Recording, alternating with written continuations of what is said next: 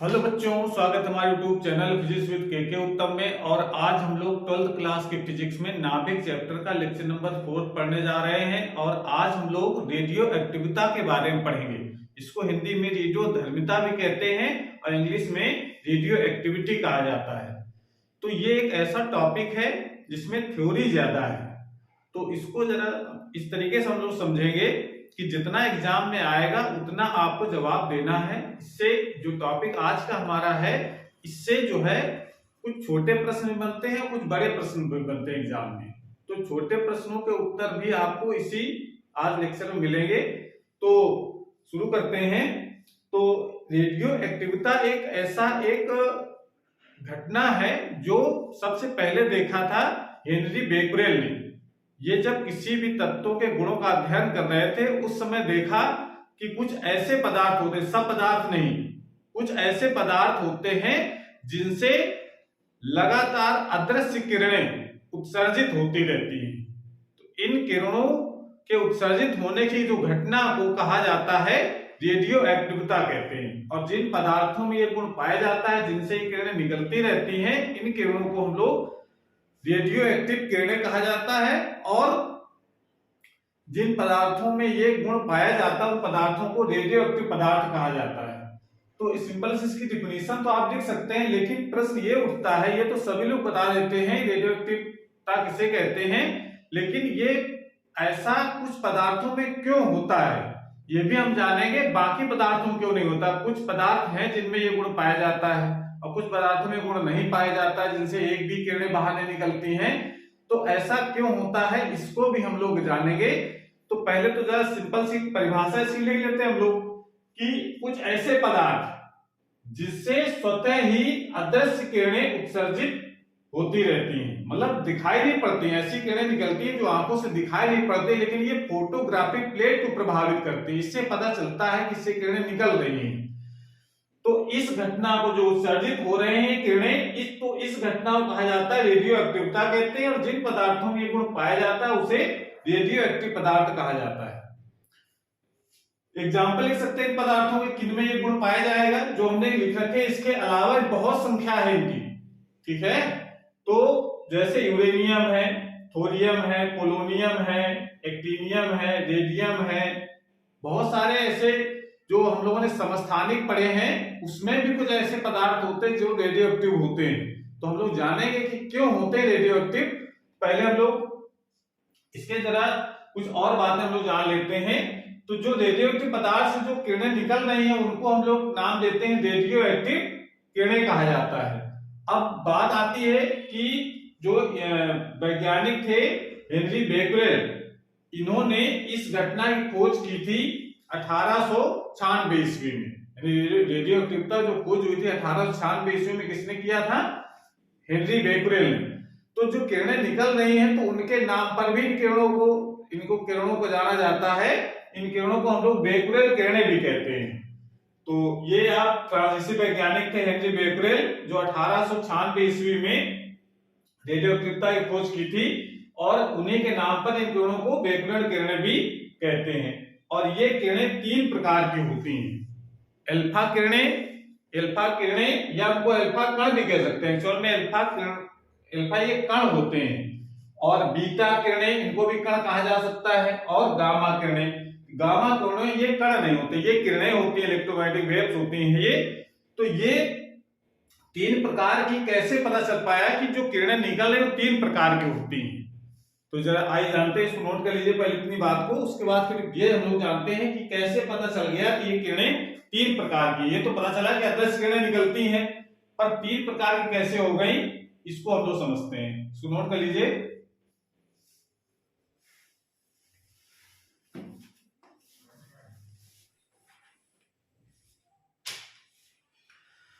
तो इसके लिए रदरफोर्ड ने एक एक्सपेरिमेंट किया और उन्होंने कांच का एक बॉक्स बनाया इस प्रकार से, और उस बॉक्स के अंदर यहां पर एक रेडियो एक्टिव पदार्थ को रख दिया। मान लो यूरेनियम रख दिया, यहां यूरेनियम को, और इससे निकलने वाली जो किरणें हैं उनको वैद्युत क्षेत्र से गुजारा। वैद्युत क्षेत्र गुजारने का मतलब इसके बाहर दो प्लेटें रखी, एक पर पॉजिटिव चार्ज रखा और एक पर निगेटिव चार्ज रखा, यानी वैद्युत क्षेत्र उत्पन्न किया यहां। और इससे जो किरणें निकल रही हैं तो ये देखा कि कुछ किरणें सीधे चली जाती हैं एकदम बिना मुड़े हुए, ऐसे जो किरणें निकली वो सीधे निकल जाती है ऐसे, और कुछ किरणें जो है वो धन और ऋण प्लेट को मुड़ जाती हैं। तो जो ऋण प्लेट को जो मुड़ जाती है वो कुछ इस तरीके से, कुछ किरणें ऐसे मुड़ जाती है इस तरीके से, यहां देखा गया ऐसे यहां पहुंच जाती हैं, और कुछ जो किरणें होती हैं वो धन वाली प्लेट की तरफ मुड़ जाती हैं। तो इससे ये पता चलता है कि इसका मतलब है कि इससे जो किरणें निकल रही है वो तीन प्रकार की हैं। एक सीधे निकल जाए, इसका मतलब इस पर कोई चार्ज नहीं है, चार्ज अगर होता तो ये दाएं बाएं नहीं मुड़ती, इसका मतलब जो चार्ज नहीं है उनको नाम दिया गया है गामा किरणें कहते हैं। और जो धन प्लेट की ओर मुड़ गई, इसका मतलब है कि वो किरणें मुड़ेंगी वही जो निगेटिव चार्ज होगा जिन पर। तो इसका मतलब है कि जो धन प्लेट को मुड़ रही है वो निगेटिव चार्ज है, उनको नाम दिया गया है बीटा किरणें, यानी पर निगेटिव चार्ज होता है, इससे ये पता चल रहा है। और जो ऋण प्लेट की ओर मुड़ी, इसका मतलब उस पर धन चार्ज है, और धन चार्ज है इसका मतलब है वो ऋण प्लेट की ओर मुड़ गई, तो इनको नाम दिया गया है अल्फा किरणें। इस प्रकार से तो ये जो रदरफोर्ड ने जो एक्सपेरिमेंट किया, इनको विद्युत क्षेत्र और चुंबकीय क्षेत्र दोनों में गुजार करके देखा। तो विद्युत क्षेत्र में जब गुजारा तो ये धन प्लेट और ऋण प्लेट को कुछ मुड़ गई, कुछ सीधे निकल गए, तो इससे पता चलता है किरणें तीन प्रकार की हो गई। एक वो किरणें जो ऋण प्लेट को मुड़ जाती है, इसका मतलब उस पर धन चार्ज होगा, उनको नाम दिया गया अल्फा किरणें।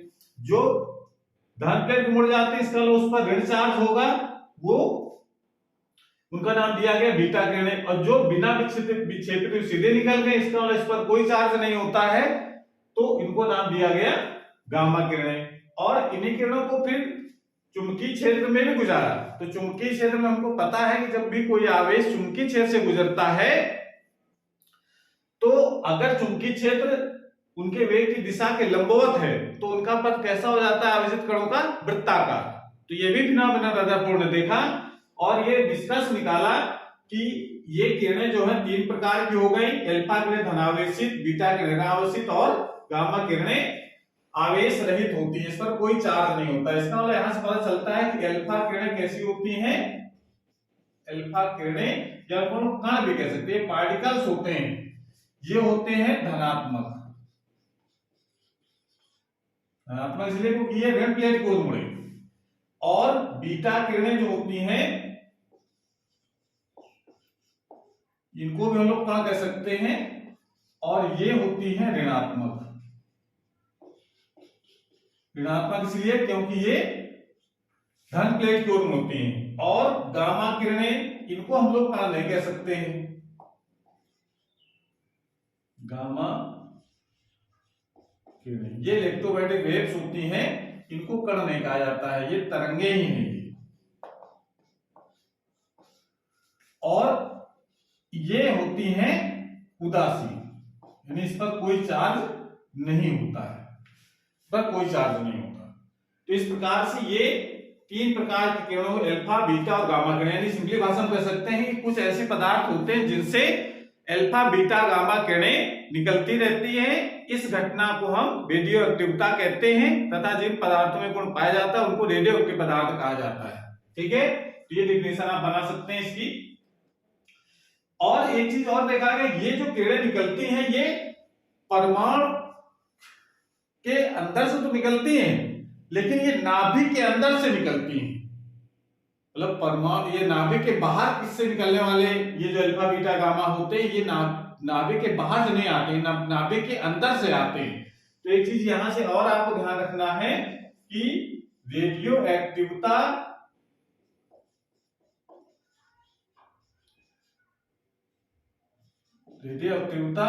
एक नाभिकीय नाभिकीय प्रक्रिया है। मतलब ये कह सकते, इसका मतलब क्या है कि जो अल्फा बीटा जो गामा किरणें जो निकल रही हैं, ये परमाणु के नाभिक से निकलती हैं बाहर। इनके गुणों के बारे में हम लोग और अलग से पढ़ेंगे कि अल्फा किरणों के कौन कौन से गुण होते हैं, बीटा किरणों कौन से गुण होते हैं, गामा किरणों कौन से गुण होते हैं। इसको हम लोग डिटेल में एक एक करके पढ़ेंगे सभी गुणों के बारे में। अभी फिलहाल अभी इनको केवल आगे चार्ज के बारे में जाना है, ठीक है। दूसरी बात, यहाँ पर और चीज देखा गया, जो इनका एक्सपेरिमेंट जो दिख रहा है, इसमें देखो बीटा किरणों का विक्षेप ज्यादा है, बीटा किरणों का विक्षेप ज्यादा है, ये जल्दी मुड़ गई, और ये थोड़ा देर मुड़ी, इसका विक्षेप कम है। तो इससे यह भी निकलता है कि जो बीटा जो किरणें होती हैं या बीटा कण होते हैं, वो अल्फा कणों की अपेक्षा हल्के होते हैं।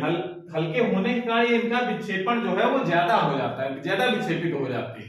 तो ये भी निष्कर्ष निकलता है कि बीटा कण जो है वो हल्के होते हैं अल्फा कणों की अपेक्षा, ठीक है। दूसरी बात, अगर मान लेते अल्फा बीटा गामा किरणें अगर निकल रही हैं, तो अगर ये चाहे मान लेते 1 सेकंड में 4 अल्फा कण या बीटा कण निकल रहे हैं, अगर सोचे कि इनको हम 10 कर लें 1 सेकंड में बढ़ा करके, यानी उत्सर्जन की दर अगर बढ़ाना चाहें, तो हमारे पास कोई इसका जुगाड़ नहीं है, न कोई ऐसी विधि हमारे पास है जिससे हम इनके उत्सर्जन की दर को बढ़ा सकते हैं। ये स्वतः होने वाली घटना है, जिसको हम किसी भी तरीके से, किसी भी रासायनिक विधि से, किसी भी भौतिक विधि से, या किसी ताप या दाब बढ़ाने से हम इसके उत्सर्जन, यानी किसके उत्सर्जन की, अल्फा बीटा गामा उत्सर्जन की दर को नहीं बढ़ा सकते। तो एक बात ये भी आपको ध्यान रखनी है कि अल्फा बीटा तथा गामा किरणों के उत्सर्जन की दर, उत्सर्जन की दर ताप, दाब तथा भौतिक व रासायनिक विधि द्वारा परिवर्तित नहीं कर सकते हैं। ये पॉइंट भी आपको ध्यान रखना है कि ये, इसको हम किसी भी तरीके से हम इसकी स्पीड पर, जो उत्सर्जन की दर है, जो अल्फा बीटा गामा के जो निकल रही हैं, इनके उत्सर्जन की दर 1 सेकंड में अगर 2 अल्फा कण निकलते हैं, तो 1 सेकंड में 2 ही निकलेंगे। आप सोचो किसी जुगाड़ से हम इनको 4 निकालें 1 सेकंड में, तो संभव नहीं है। उत्सर्जन की दर किसी भी तरीके से ताप बढ़ाने से, न दाब बढ़ाने से, न और भी कोई भी मेथड से हम इनकी उत्सर्जन की दर को हम परिवर्तित नहीं कर सकते हैं। जितनी स्पीड से हो रही है इतनी स्पीड से होती रहेंगी। ये स्वतः होने वाली प्रक्रिया है, हम इस किसी प्रकार से इसको नियंत्रित या रोक नहीं सकते हैं, या बढ़ा नहीं सकते हैं, ना घटा सकते हैं, ठीक है। इस बात को नोट कर लीजिए, उसके बाद फिर और बातें हम बताते हैं आपको। नोट कर लिया।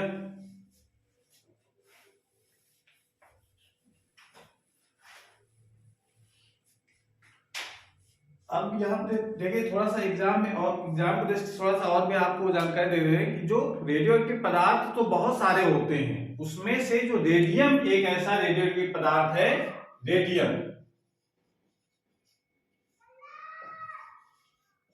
रेडियम आर के जिसका सिंबल होता है, रेडियम, ये एक ऐसा पदार्थ होता है जिसकी जो खोज की थी पियरे क्यूरी तथा उन्हीं की पत्नी थी मैडम क्यूरी।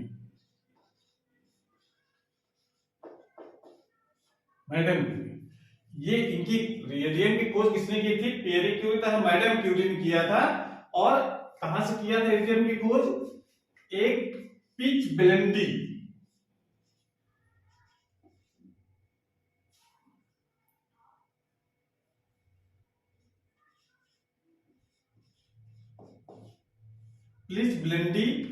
एक यूरेनियम का अयस्क होता है ये, क्या होता है ये? यूरेनियम का अयस्क।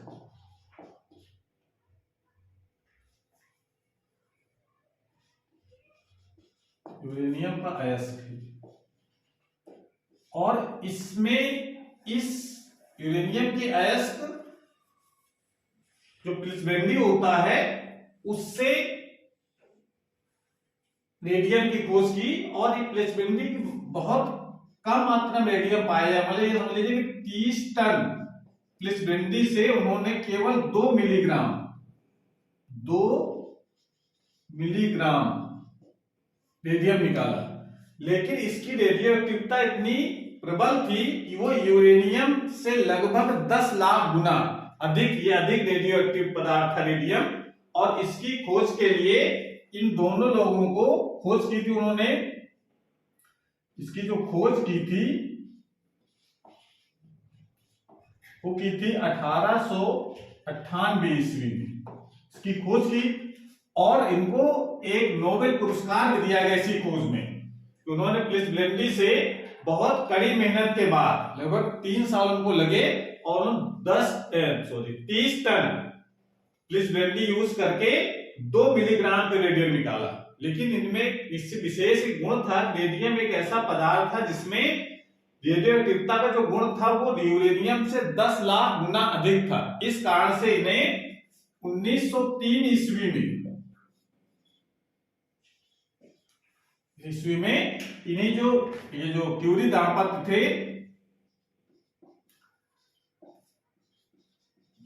क्यूरी दांपत्य को नोबेल पुरस्कार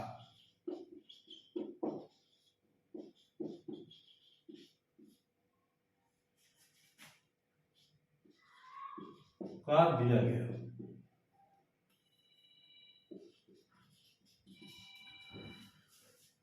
उन्नीस सौ 3 ईस्वी में क्यूरी दांपत्य, ये दो पियरे क्यूरी और मैडम क्यूरी, दोनों हस्बैंड वाइफ को संयुक्त रूप से 1903 ईस्वी में नोबेल पुरस्कार दिया गया। ठीक है, इस बात को आपको ध्यान रखना है। और उसके बाद अब प्रश्न ये आता है, अभी हम बात कर रहे थे कि बहुत सारे ऐसे पदार्थ होते हैं जिससे अल्फा बीटा गामा किरणें उत्सर्जित होती रहती हैं, लेकिन कुछ ऐसे पदार्थ जिससे नहीं निकलते, तो क्या कारण है? कुछ पदार्थों से रेडियो एक्टिविटी पाया जाता है, कुछ पदार्थों में नहीं पाया जाता। तो इस बात को जरा हम लोग समझ ले, तब ये चैप्टर का जो थीम है वो समझ में आएगा।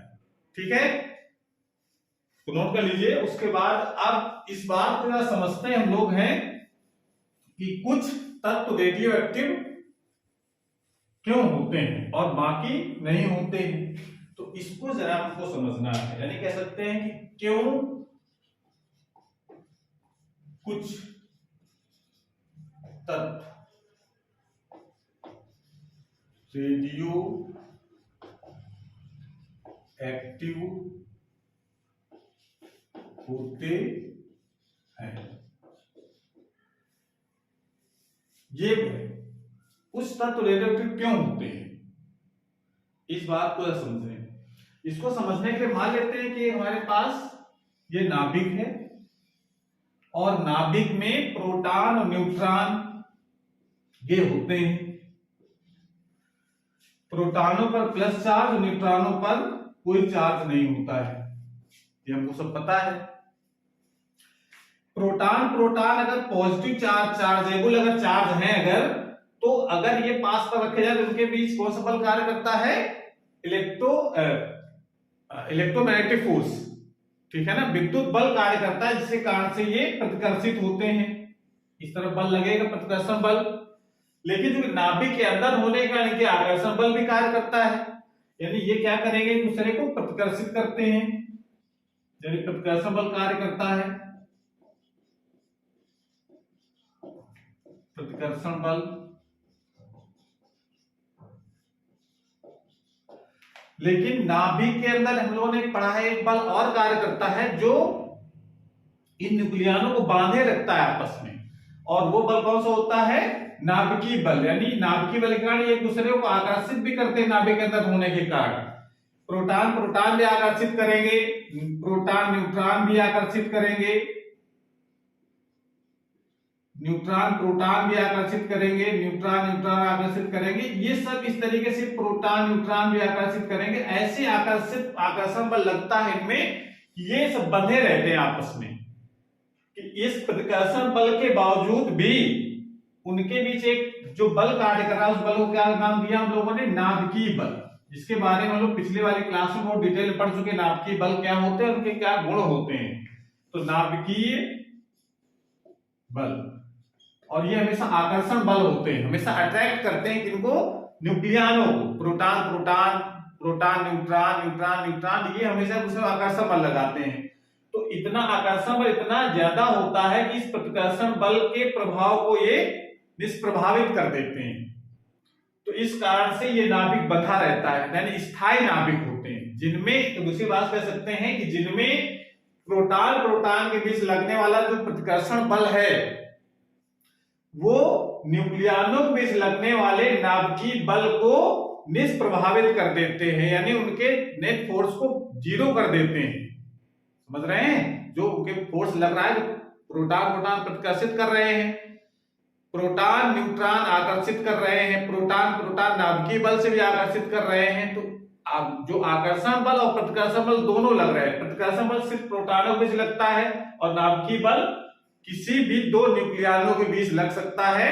और अगर दोनों बल बराबर और विपरीत हैं, कि नाभिकीय बल आकर्षित कर रहा है न्यूक्लियनों को और प्रोटॉनों को जो विद्युत बल है वो प्रतिकर्षित कर रहा है, अगर ये दोनों बल बराबर हैं तो नाभिक कैसा होगा? स्थायी। यानी कह सकते हैं अगर स्थायी अगर है, इसका मतलब कोई भी चीज अगर स्थायी, उसका मतलब उस पर लगना नेट बल जीरो होना चाहिए। तो इसका नेट बल जीरो अगर है तो इसका मतलब है कि वो स्थायी नाभिक है, उससे एक भी अल्फा बीटा गामा किरणें बाहर नहीं आती है। लेकिन अगर भारी नाभिक की बात करें कि जब प्रोटॉनों की संख्या बढ़ती जाती है और न्यूट्रॉनों की संख्या भी बढ़ती जाती है, तो होता क्या है, जब नाभिक बड़ा हो जाता है तो अगर प्रतिकर्षण बल का मान अधिक हो जाए और नाभिकीय बल का मान कम हो जाए तो क्या होगा? परमाणु अस्थायी हो जाएगा। फिर अगर दोनों बल बराबर है, यानी प्रतिकर्षण और नाभिकीय बल, तब तो ये स्थायी नाभिक कहलाएगा, नेट बल जीरो रहेगा। लेकिन अगर परमाणु जब बड़ा होगा, यानी नाभिक बड़ा होगा, उसमें प्रोटॉन और न्यूट्रॉन संख्या बढ़ेगी, तो प्रतिकर्षण बल का मान नाभिकीय बल से अधिक हो जाता है। इस कारण से हमारा जो नाभिक होता है वो स्थायी न होकर के अस्थायी हो जाता है। और इस अस्थायी के होने के कारण ही इससे अल्फा बीटा गामा किरणें निकलती हैं, जिसके कारण से ये स्थायी की ओर अग्रसर होता है धीरे धीरे करके। यानी अस्थायी जो नाभिक है वो अल्फा बीटा गामा किरण उत्सर्जित करके स्थायी नाभिक में परिवर्तित होने का प्रयास करता है। इस कारण से वो अल्फा बीटा गामा किरणें उत्सर्जित करता रहता है। बात किसान भाई, यानी ये समझिए कि जो प्रोटॉन प्रोटॉन प्रतिकर्षित करते हैं और जो न्यूक्लियन होते हैं आकर्षित करते हैं, इस कारण से वो उनके भी जो नेट जो बल है अगर शून्य है, यानी आकर्षण और प्रतिकर्षण बल दोनों अगर बराबर है तो उनका नेट बल क्या होगा? जीरो होगा। जीरो होगा इसका मतलब है कि हमारा जो नाभिक होगा वो स्थायी होगा। लेकिन किसी कारण से प्रोटॉन न्यूट्रॉन संख्या बढ़ने से या और भी कारण हो सकते हैं, जरूरी नहीं कि बहुत ज्यादा भारी नाभिकों में रेडियोएक्टिविटी गुण पाया जाता है। हम छोटे नाभिक के बारे में भी बात करेंगे कि छोटे नाभिक होते हैं उनमें भी ये गुण पाया जाता है। उसकी शर्त है कि अगर देखो शर्त जरा हम लोग जान लें कि अगर ये रेडियोएक्टिविटी का जो गुण होता है ये प्रयोग द्वारा देखा गया कि प्रोटॉन न्यूट्रॉनों की संख्या पर निर्भर करता है। संख्या से मतलब ये है कि n/p जो मान होता है n/p, यानी न्यूट्रॉनों की संख्या प्रोटॉनों की संख्या का अनुपात अगर 1 से बड़ा और 1.5 के लगभग बराबर या उससे कम होता है तो ये जो परमाणु होते हैं वो सब स्थायी होते हैं। कैसे होते हैं? स्थायी नाभिक होते हैं। और ये हम लोग जानते हैं कि ये कंडीशन लागू तब होती है जब परमाणु क्रमांक 1 से लेकर के 20 तक 1 से लेकर के, यानी परमाणु जो है प्रोटॉन, परमाणु मतलब प्रोटॉन संख्या अगर 20 या 20 से कम है तब तो n/p का जो मान है वो लगभग 1 के इक्वल होता है। अप्रोक्सीमेट कितना होता है? 1। एग्जाम्पल भी आप देख सकते हैं, इसका मान लगभग 1 के बराबर होता है। जैसे आप देख सकते हैं इसमें, जैसे हम हाइड्रोजन में बात करें H11, ये देखो इसमें देखो H यानी यहाँ पर Np कितना है 1, N कितना है 0, इसमें तो 0 है, तो N/p का मान कितना आ जाएगा 0। या फिर अगर आप और बात करते हैं तो हीलियम का He42, इसमें देखो N की p की वैल्यू कितनी है 2, N की वैल्यू भी 4 - 2 2। और हम लोग लिथियम की बात करते हैं 3 और 6, N की वैल्यू है, p की वैल्यू 3 है और N की वैल्यू है 3।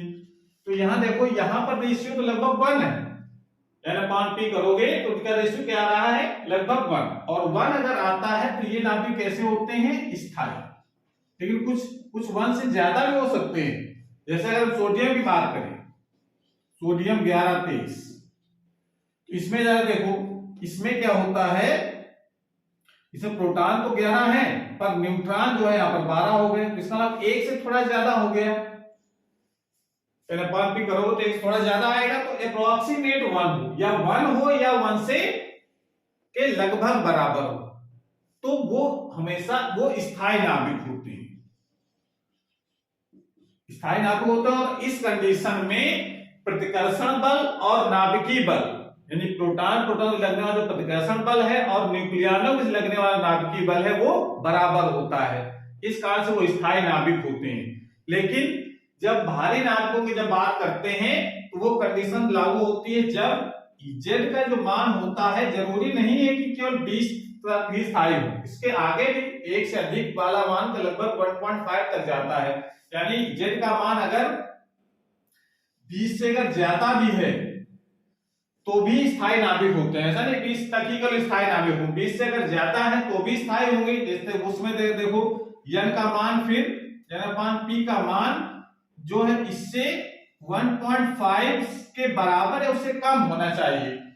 एग्जाम्पल आप देख सकते हैं इसमें, जैसे अगर बड़े की बात करें तो जैसे आयरन होता है 26-56, इसमें जरा देखो प्रोटॉन संख्या है 26 और न्यूट्रॉन संख्या कितनी है 30, ये भी देखो 1 पॉइंट कुछ आएगा, इसका मतलब 1 से ज्यादा।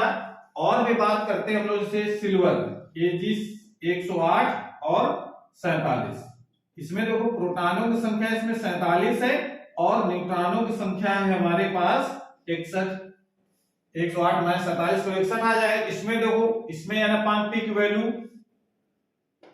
1.5 के अंदर ही लगभग होगी। ऐसे करते अगर चले जाएं तो ये लगभग सबसे जो बड़ा जो नाभिक होता है वो होता है लेड का Pb 206 और 82। इसमें देखो प्रोटॉनों की संख्या इसमें 82, प्रोटॉन तो 82 होंगे इसमें, और न्यूट्रॉन कितने होंगे इसमें घटा कर देखो, इसमें 206 में 82 घटाओ तो यहाँ 4 और यहाँ बचेंगे 10, 2 और 1, इतना हो जाएगा 124। ठीक है, तो ये यहां तक तो आप कह सकते हैं कि ये सब स्थायी नाभिकों के अंतर्गत आते हैं। ये सबसे लेड ऐसा जो नाभिक होता है उससे बड़ा भी है और सबसे स्थायी भी आता है, सबसे बड़े नाभिकों में सब स्थायी वाला ये नाभिक होता है और ये सब स्थायी वाले होते हैं, स्थायी नाभिक। इनसे रेडियो एक्टिव किरणें उत्सर्जित नहीं होती हैं। लेकिन इससे जब बड़ा कोई भारी नाभिक आता है, लेड से ऊपर की बात करते हैं, यूरेनियम है, थोरियम है, ठीक है ना, प्रोटेक्टेनियम है, रेडियम है, ये सब ऐसे नाभिक होते हैं जिनमें होता क्या है कि जो प्रतिकर्षण का बल का मान नाभिकीय बल से अधिक होता है। इस कारण से जो N/p की जो वैल्यू होती है यानी n/p की जो वैल्यू होती है वो ग्रेटर देन 1.5 अगर होते हैं तो ये नाभिक कैसे हो जाते हैं, अस्थायी।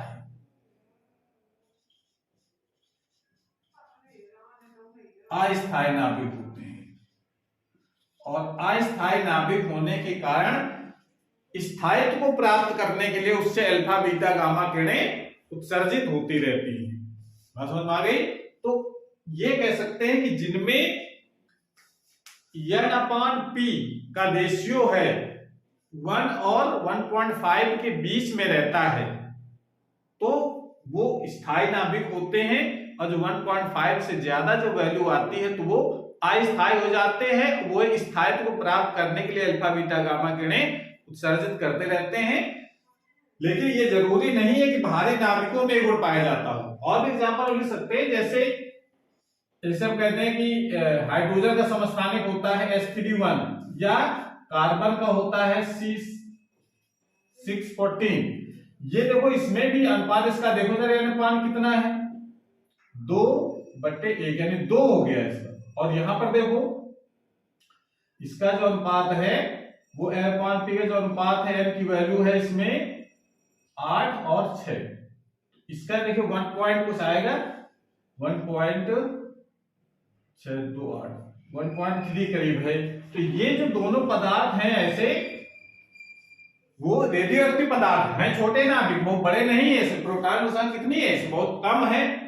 ये तो बहुत भारी नाभिक है तभी स्थायी है।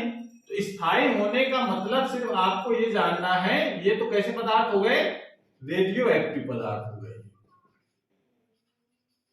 ये रेडियो एक्टिव पदार्थ कहलाएंगे।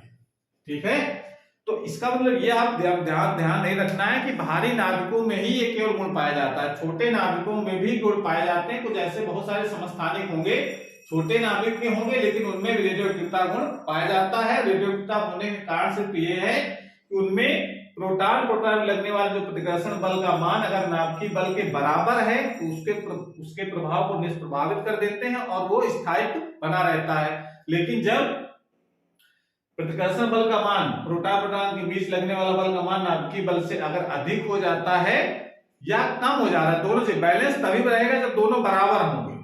कम हो जाएगा नाभिकीय बल का मान तो भी अस्थायी नाभिक, यानी जब ये बल ज्यादा हो जाएगा, नाभिकीय बल का मान अगर मान लो ये ज्यादा हो गया ये कम हो गया, तो जब अंदर वाला जो आकर्षण बल का मान ज्यादा होगा तो नाभिक सिकुड़ना शुरू कर देगा। और अगर ये प्रतिकर्षण बल का मान अगर ज्यादा होगा, ये नाभिकीय बल कम होगा तो फैलने लगेगा। तो ये दोनों स्थितियां अस्थायी नाभिक की पहचान होती है। और जब ऐसा होता है तभी वो अल्फा बीटा गामा के उत्सर्जित करके अपने n/p के अनुपात को मेंटेन रखते हैं कि वो रेडियोएक्टिव स्थायी नाभिक बन जाए। ठीक है ना, रेडियोएक्टिवता गुण उसमें समाप्त हो जाएगा। तो ये ऐसा होता रहता है, यानी स्वतः होने वाली प्रक्रिया है ये, इसको हम किसी का नियंत्रित नहीं कर सकते हैं। और ये जितने भी रेडियोएक्टिव पदार्थ हैं वो अल्फा बीटा गामा के उत्सर्जित करते करते करते करते लास्ट में लेड में कन्वर्ट हो जाते हैं। और तभी कोई चट्टान के अगर आयु को पता करना है, उसकी एज पता करना है, तो उसमें उपस्थित लेड को कैलकुलेट करते हैं, उससे पता चल जाता है कि उसकी आयु कितनी है। ठीक है, इस प्रकार से हम रेडियोएक्टिवता के बारे में जानते हैं। और अब हम इसके अगले वाले वीडियो में चर्चा करेंगे कि अल्फा बीटा गामा किरणें तो सही होती है, हम लोग जान गए। उसके बाद आप जरा जानना चाहते हैं कि अल्फा बीटा किरणों के गुण क्या होते हैं। ठीक है, तो इतनी बार आपको अगर समझ में आ गया है कि रेडियोएक्टिव पदार्थ क्यों होते हैं, तो फिर आगे इस चैप्टर को समझने में कोई समस्या नहीं आएगी। तो आज क्लास हमारी पर समाप्त होती है। अगर वीडियो अच्छा लगा हो तो उसको लाइक करें, अपने दोस्तों को शेयर करें, और चैनल अभी तक सब्सक्राइब नहीं किया चैनल को सब्सक्राइब करें, नए वीडियो अपलोड हो उसकी नोटिफिकेशन आपके पास सबसे पहले पहुंच जाए। पढ़ाई करते रहिए। Thank you.